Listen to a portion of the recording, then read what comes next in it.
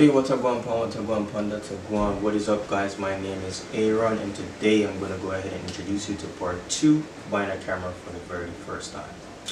Alright, so I introduced you to part 1, which I'll actually link up right here, which I basically introduced you to part 1, where I actually talked about 3 of the basic stuff that you can take a look into from actually my recommendation, and exactly of what I took a look into when buying a camera for the very first time.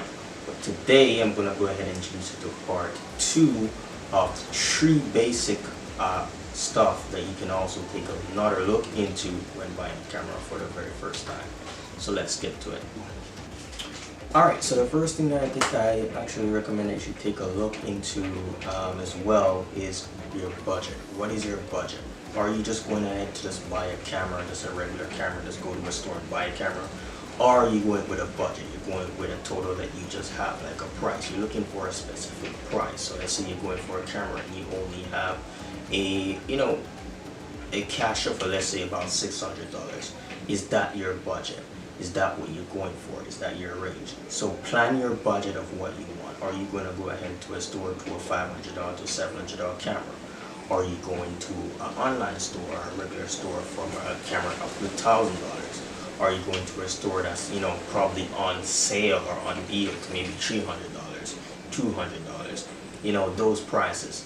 Like, plan a budget, plan a set budget of what camera of the camera you're gonna buy. Plan a price that you're gonna go ahead and buy the camera for. Alright, so the second thing that I recommend that you take a look into is what brand of camera you want to purchase. Alright, let's say you go to the store. Are you just gonna go to the store and just regularly see a camera and just buy a camera? I mean, there will be several cameras around, and there will be you're gonna be looking around. It'll be hard to choose. But that's where I'm giving you this point that you should plan out before you even go to the store, or you plan out before you even go on the online store to pick a brand. Alright, you pick a brand of, let's say you have different brands. You have Canon, you have Nikon, you have Sony, you have Kodak. You have so many brands out there that you can choose from. Pick a brand that's going to work for you, not for only now or for then, but for the future as well. It's just going to carry on for, let's say, 1 or 2 years if you're going to keep the camera that long. Pick a brand that's going to work for you. Now, different brands have different specifications.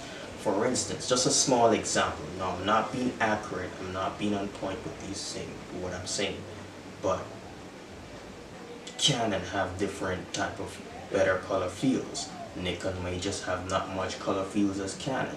Nikon may have better video quality. Canon may not have better video quality. That's just a small example. Now, as notified again, I am not correct with these comparisons, but I'm just giving an example. Different brands will have different specification that's going to work for your field, and that's where you're going to do a research to see if Canon is going to work out for you in the photography field that you're going to do, or if Canon or Nikon is going to work for you in the photography field that you're going to do. So that's where you're going to pick a brand that's going to work best for you. Pick a brand of Canon, Nikon, Kodak, Sony, whichever brand you're going to choose, then that's where you'll have yourself planned out before you even go to the store or the online store. And then another point that I'm going to recommend, which is I'm going to notify you for the third thing, it's going to also play a vital part in the brand that you're going to choose as well. So let me get to that number 3 for you right now. Alright, so the third and final thing that I recommend is, are you going to use this camera for photos, or are you going to use this camera for videos? What exactly are you going to do it for? And that's where it plays a very vital part in the camera that you're going to choose. Because let's say you're going to choose a camera. Let's say you're going to choose a Nikon camera, and then you're going with a budget of around $400. Then is that camera that you're going to buy work for your type of photos that you're going to take? Is it going to work for just photos alone, or is it going to work for videos?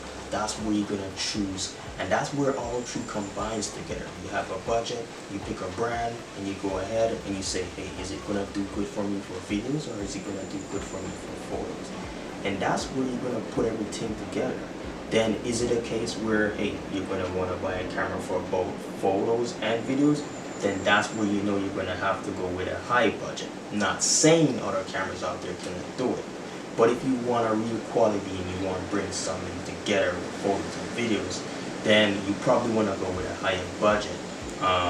Not recommending that you're gonna. Not saying from my recommendation that you have to, but that's just my recommendation of how I see it. Because there'll be more additional stuff that the camera have that a $400 camera won't have.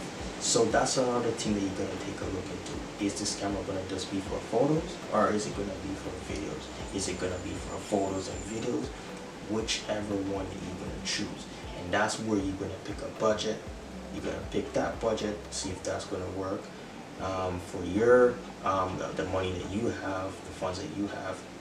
Pick a brand. Is that brand really gonna work for me? Do I like that brand? Is that brand gonna bring me out to the future? Then you pick, like, is it gonna work for me for photos? Is it gonna work for me for videos?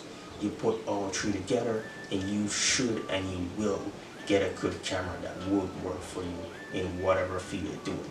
All you have to do is just do your research and see if this is gonna work for your type of field of photography. Alright, and that would be my last final point. Pick it if it's gonna work for you for photos or it's gonna work for you for videos. Alright guys, thank you so much for watching. That is part 2 of buying a camera for the very first time. Again, these are some recommendations and my opinion of what I recommend to you that you should take a look into. These are basically stuff that I have actually took a look into when buying a camera for my first time, and also recommending giving recommendations to other persons that I know as friends and families that are buying a camera for the very first time.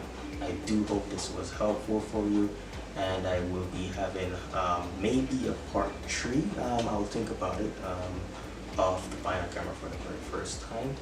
But yeah, those are basically the 3 stuff that I recommend just for right now. Yeah. Alright guys, thank you so much for watching. I do want to thank you for your support and also for tuning in again.